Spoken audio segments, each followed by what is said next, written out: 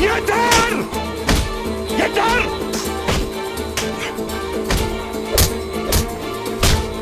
Abdurrahman! Yeter!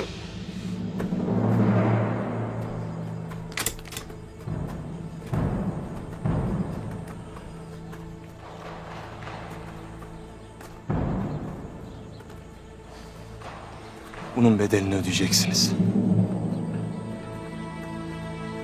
Samsa!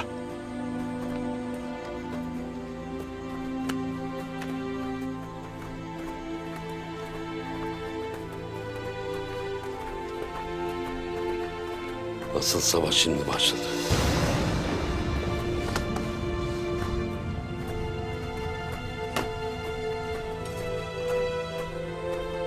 Abdurrahman!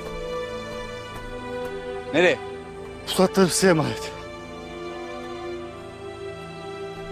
Nereye gidiyorsun? Gitmem gereken yer.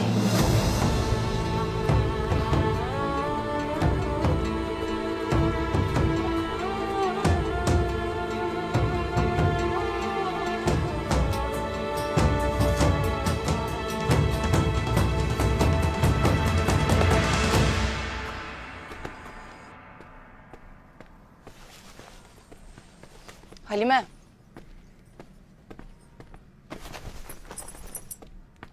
Halime. Demek Hayma Ana ile bir olup Ertuğrul'u ezdiniz ha? Şimdi de vicdanın seni rahat bırakmaz mı oldu Halime? Sana bir Alp karısı olmak kolay değil derdik de gülmüştün bize. Al işte. Senin gibi saray kızlarının yolu buraya kadarmış. Gökçe.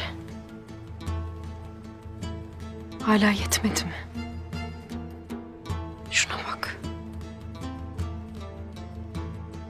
Nefret ediyorsun benden.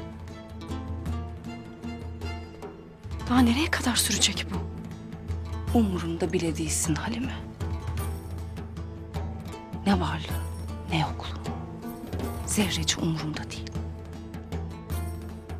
Ben Ertuğrul'a ettiğin fenalığı derim sana. Birazcık vicdanın varsa eğer, otur da anamla ne ettiğini düşün.